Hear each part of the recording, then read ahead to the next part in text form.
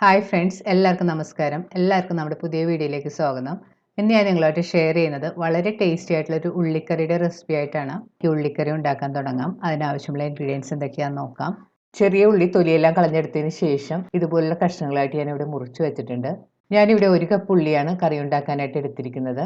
ഇനി നമുക്ക് വേണ്ടത് ഒരു ചെറുനാരങ്ങ വലുപ്പത്തിലുള്ള വാളംപുളിയാണ്. ഇനി ഇതിലേക്ക് 1/2 കപ്പ് വെള്ളവും കൂടി ഒഴിച്ചതിന് ശേഷം കൈകൊണ്ടൊന്ന് നിരടി പിഴിഞ്ഞ് മാറ്റി വെക്കണം. ഉള്ളിക്കറിക്ക് അരപ്പിനായിട്ട് നമുക്ക് തേങ്ങയെല്ലാം ഒന്ന് വറുത്തെടുക്കണം. തേങ്ങ വറുക്കാനായിട്ട് ഞാനിവിടെ ഒരു ചീനച്ചട്ടി ചൂടാക്കാൻ വെച്ചിട്ടുണ്ട്. ചട്ടി ചൂടാകുമ്പോൾ അതിലേക്ക് നമുക്ക് എടുത്തു വെച്ചിരിക്കുന്ന തേങ്ങ ഇട്ട് കൊടുക്കാം. ഞാനിവിടെ എടുത്തിരിക്കുന്നത് 1/4 കപ്പ് തേങ്ങയാണ്. തേങ്ങ ചേർത്തതിന് ശേഷം കൈ എടുക്കാതെ നല്ലതുപോലെ വറുത്തെടുക്കണം, അല്ലെങ്കിൽ തേങ്ങ പെട്ടെന്ന് കരിഞ്ഞു പോകും. ഇതിലേക്ക് നമുക്ക് കുറച്ച് വെളിച്ചെണ്ണയും കൂടി ചേർത്ത് കൊടുക്കാം. ഞാൻ ഇതിലേക്ക് ഒരു 1/2 ടീസ്പൂൺ വെളിച്ചെണ്ണ ചേർത്ത് കൊടുത്തിട്ടുണ്ട്. ഇനി കൈ എടുക്കാതെ നന്നായിട്ട് വറുത്തെടുക്കണം. ഒരു മീഡിയം ഫ്ലെയിമിൽ വെച്ച് വറുത്താൽ മതി, അല്ലെങ്കിൽ പെട്ടെന്ന് അടിയൊക്കെ കരിഞ്ഞു പോകും. ഇതിലേക്ക് 1/2 ടീസ്പൂൺ കുരുമുളകും 1/4 ടീസ്പൂൺ ചെറിയ ജീരകവും കൂടി ചേർത്ത് കൊടുക്കണം. പ്രത്യേകം ശ്രദ്ധിക്കണം, ചെറിയ ജീരകമാണ് ഇതിനായിട്ട് ചേർക്കേണ്ടത്. ഇനി സ്റ്റവ് ഒരു ലോ മീഡിയം ഫ്ലെയിമിൽ വെച്ച് നന്നായിട്ട് വറുത്തെടുക്കണം. ഇപ്പോൾ തേങ്ങ ഈ കാണുന്ന പോലെ ഒരു ബ്രൗൺ കളറായി വന്നിട്ടുണ്ട്. തേങ്ങയ്ക്ക് കുറച്ചും കൂടി ഒരു ബ്രൗൺ കളർ വരണം, എന്നാൽ മാത്രമേ കറിക്ക് നല്ലൊരു ബ്രൗൺ കളർ കിട്ടുകയുള്ളൂ. ഇപ്പോൾ തേങ്ങ ഒരു നല്ല ബ്രൗൺ കളറായി വന്നിട്ടുണ്ട്. ഇനി ഇതിലേക്ക് നമുക്ക് 1/2 ടീസ്പൂൺ മഞ്ഞൾപ്പൊടി ചേർത്ത് കൊടുക്കാം. പൊടികൾ ചേർക്കുന്ന സമയത്ത് സ്റ്റവ് ലോ ഫ്ലെയിമിൽ വെച്ചിട്ട് വേണം ചേർത്ത് കൊടുക്കാനായിട്ട്. ഇനി ഇതിലേക്ക് 2 ടീസ്പൂൺ മല്ലിപ്പൊടിയും 1 ടീസ്പൂൺ എരിവെള്ള മുളക് പൊടിയും കൂടി ചേർത്ത് കൊടുക്കണം. പൊടികൾ ചേർത്തതിന് ശേഷം 2 മിനിറ്റ് ലോ ഫ്ലെയിമിൽ വെച്ച് നന്നായിട്ട് വറുത്തെടുക്കണം. പൊടികൾ കരിഞ്ഞ പോലെ പ്രത്യേകം ശ്രദ്ധിക്കണം. 2 മിനിറ്റ് കഴിയുമ്പോഴത്തേക്കും നമുക്ക് സ്റ്റവ് ഓഫ് ചെയ്തിടാം. സ്റ്റവ് ഓഫ് ചെയ്താൽ നമ്മൾ ഇടയ്ക്കിടയ്ക്ക് ഒന്ന് ഇളക്കി കൊടുക്കണം, അല്ലെങ്കിൽ അടിയൊക്കെ പെട്ടെന്ന് കരിഞ്ഞു പോകും. ഇതിലേക്ക് നമുക്ക് 2 നുള്ളു ഉലുവപ്പൊടിയും കൂടി ചേർത്ത് കൊടുക്കാം. അതിനുശേഷം വീണ്ടും നന്നായിട്ട് മിക്സ് ചെയ്ത് യോജിപ്പിക്കണം. ഇനി ഇത് നമുക്ക് തണുക്കാനായിട്ട് മാറ്റി വെക്കാം. വറുത്ത് വെച്ച തേങ്ങ ഇപ്പോൾ തണുത്ത് വന്നിട്ടുണ്ട്. ഇത് മിക്സിയുടെ ഒരു ചെറിയ ജാറിലേക്ക് ഇട്ട് കൊടുക്കാം. ഇതൊന്ന് നന്നായിട്ട് അരച്ചെടുക്കണം. ഇതിൽ നമ്മൾ പ്രത്യേകിച്ച് വെള്ളമൊന്നും ചേർക്കേണ്ട ആവശ്യമില്ല, അല്ലാതെ തന്നെ നമുക്ക് അരച്ചെടുക്കാൻ പറ്റും. ഇപ്പോൾ തേങ്ങ ഈ കാണുന്ന പോലെ നന്നായിട്ട് അരച്ചെടുത്തിട്ടുണ്ട്. നമ്മളതിലൊട്ടും വെള്ളമൊന്നും ചേർത്തിട്ടില്ല.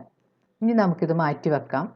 ഇനി കറി ഉണ്ടാക്കാനായിട്ട് ഞാനിവിടെ ഒരു പാൻ ചൂടാക്കാൻ വെച്ചിട്ടുണ്ട്. പാൻ ചൂടാകുമ്പോൾ അതിലേക്ക് നമുക്ക് ആവശ്യത്തിന് വെളിച്ചെണ്ണ ഒഴിച്ച് കൊടുക്കാം. ഇതുപോലുള്ള നാടൻ കറിയെല്ലാം നമ്മൾ വെളിച്ചെണ്ണ തന്നെ ഉണ്ടാക്കുന്നതാണ് കൂടുതൽ ടേസ്റ്റ്.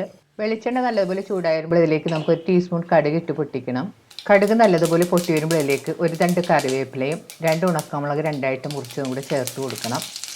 കറിവേപ്പില ഉണക്കമുളകൊക്കെ നന്നായിട്ട് മൂത്ത് വരുമ്പോൾ ഇതിലേക്ക് നമുക്ക് അരിഞ്ഞു വെച്ചിരിക്കുന്ന ഉള്ളിയും കൂടി ചേർത്ത് കൊടുക്കാം. ഉള്ളി ചേർത്ത് നന്നായിട്ട് വഴറ്റി കൊടുക്കണം.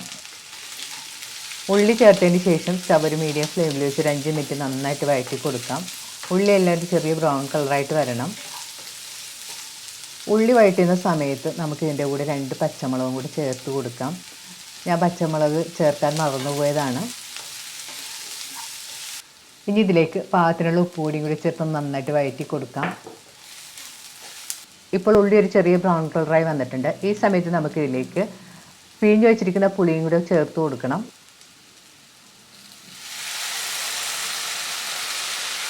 പുളി ചേർത്തതിന് ശേഷം നന്നായിട്ട് മിക്സ് ചെയ്ത് യോജിപ്പിക്കാം. പുളി ചേർത്ത് നന്നായിട്ട് മിക്സ് ചെയ്തതിന് ശേഷം പാൻ മൂടി ഒരു 2-3 മിനിറ്റ് കുക്ക് ചെയ്യണം.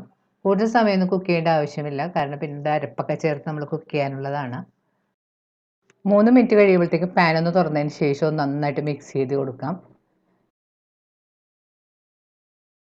ഇനി ഇതിലേക്ക് നമുക്ക് അരച്ചു വെച്ചിരിക്കുന്ന അരപ്പും കൂടെ ചേർത്ത് കൊടുക്കണം. അരപ്പ് ചേർത്തതിന് ശേഷം നന്നായിട്ട് മിക്സ് ചെയ്ത് കൊടുക്കാം. ഇപ്പോൾ കറി നല്ല തിക്കാണ്, അപ്പോൾ നമ്മൾ ഇതിലേക്ക് കുറച്ച് വെള്ളം കൂടി ചേർത്ത് കൊടുക്കണം. വെള്ളം ചേർക്കുമ്പോഴത്തേക്കും നമ്മൾ ചെറിയ ചൂടുള്ള വെള്ളം ചേർത്ത് കൊടുക്കാൻ ശ്രദ്ധിക്കുക. ഞാൻ അരച്ച മിക്സിയിലേക്ക് കുറച്ച് ചൂടുവെള്ളം ഒഴിച്ചതിന് ശേഷം നന്നായിട്ട് മിക്സ് ചെയ്തിട്ട് ഇതിലേക്ക് ഒഴിച്ചു കൊടുത്തിട്ടുണ്ട്. വെള്ളം ചേർത്തതിന് ശേഷം നന്നായിട്ട് മിക്സ് ചെയ്ത് യോജിപ്പിക്കാം. നിങ്ങൾക്ക് കായത്തിൻ്റെ ടേസ്റ്റ് ഇഷ്ടമാണെങ്കിൽ 2 നുള്ളു കായപ്പൊടിയും കൂടി നമുക്ക് ഇതിലേക്ക് ചേർത്ത് കൊടുക്കാം. കറിയുടെ ഉപ്പും പുളിയെല്ലാം ക്രമീകരിക്കാൻ വേണ്ടി നമുക്ക് ഇതിലേക്ക് ഒരു ചെറിയ കഷ്ണം ശർക്കരയും കൂടെ ചേർത്ത് കൊടുക്കാം. ശർക്കര ചേർക്കുമ്പോഴത്തേക്ക് കറിക്ക് ഒരു പ്രത്യേക ടേസ്റ്റ് ആയിരിക്കും. നമ്മൾ ഇതുപോലെ പുളിയുള്ള കറികൾക്കൊക്കെ ശർക്കര ചേർത്ത് കൊടുക്കുന്നത് നല്ലതാണ്. ഇതിലേക്ക് ആവശ്യത്തിനുള്ള ഉപ്പ് പൊടിയും കൂടി ചേർത്ത് കൊടുക്കാം. അതിന് ശേഷം നന്നായിട്ട് മിക്സ് ചെയ്ത് യോജിപ്പിക്കണം. ഇനി സ്റ്റവ് ഒരു മീഡിയം ഫ്ലെയിമിൽ വെച്ച് നമുക്ക് കുക്ക് ചെയ്യാം. കറിയെല്ലാം ഒന്ന് കുറുകി എണ്ണയെല്ലാം ഒന്ന് തെളിഞ്ഞ് വരണം. ഇനി നമുക്ക് പാൻ വേണമെങ്കിൽ ഒന്ന് മൂടി വെച്ച് കൊടുക്കാം. 5 മിനിറ്റിന് ശേഷം നമുക്ക് മൂടി മാറ്റി നോക്കാം. ഇപ്പോൾ കറിയെല്ലാം ആവശ്യത്തിന് കുറുകി വന്നിട്ടുണ്ട്. ഇനി 2-3 മിനിറ്റും കൂടി നമുക്ക് തുറന്ന് വെച്ച് കുക്ക് ചെയ്യാം. അപ്പോൾ എണ്ണയൊക്കെ നന്നായിട്ട് തെളിഞ്ഞ് വരും. ഇപ്പോൾ കറിയിൽ നന്നായിട്ട് എണ്ണയൊക്കെ തെളിഞ്ഞ് വന്നിട്ടുണ്ട്. രുചികരമായ ഉള്ളിക്കറി റെഡി ആയിട്ടുണ്ട്. ഇപ്പോൾ നമുക്ക് ഈ വരുന്ന ഗുഡ് ഫ്രൈഡേക്കോ അതുപോലെ തന്നെ വിഷുവിനോ സദ്യക്കൊക്കെ ഉണ്ടാക്കാൻ പറ്റിയൊരു നല്ല അടിപൊളി റെസിപ്പിയാണ്. അപ്പോൾ നിങ്ങളിത് ട്രൈ ചെയ്ത് നോക്കുക.